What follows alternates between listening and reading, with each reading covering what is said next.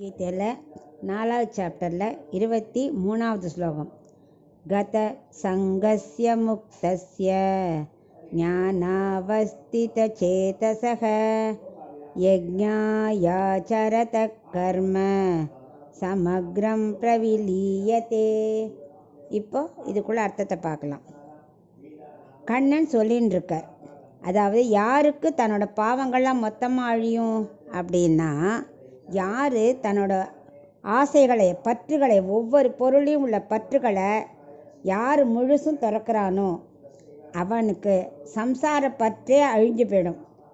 எல்லாத்தையும் அழிச்சுட்டு திறந்துட்டு ஆத்மாவிலேயே மனசை நிலைநிறுத்தி இருக்கிறவனுக்கு பாவங்கள் மொத்தமாக அழிஞ்சிரும் அப்படிங்கிறார்.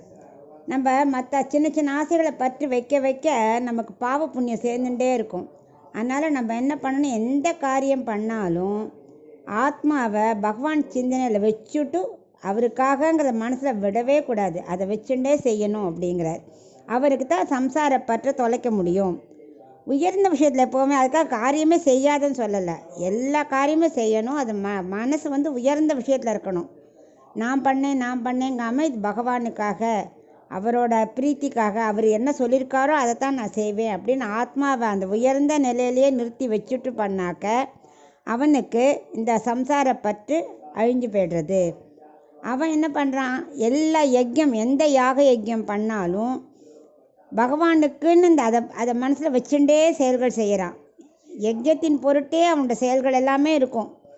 அவன் தன்னோட அப்படி இருக்கிறவனுக்கு தன்னோட முன்னிலையை அடைகிறான். முன்னிலை அடைகிறான்னு அர்த்தம், ஆத்மா பகவான்கிட்ட மோட்சத்தை அடைகிறான். இந்த பாவ புண்ணியங்கள்லாம் அழிஞ்சுட்டு மோட்சத்தை அடைகிறான். அதான் முன்னிலை.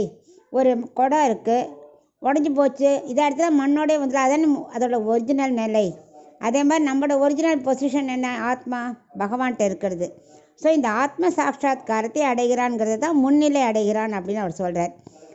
அதனால் கர்மாக்கள் அழியும் அப்படின்னாக்க கர்ம செய்கிற காரியம் அழியாது, அதில் உள்ள பாவ புண்ணியங்கள் அழிஞ்சு உயர்ந்த நிலையான ஆத்மா சாட்சாத்காரத்தை அடைகிறான் அப்படின்னு அவனுக்கு வளர்க்குறார்.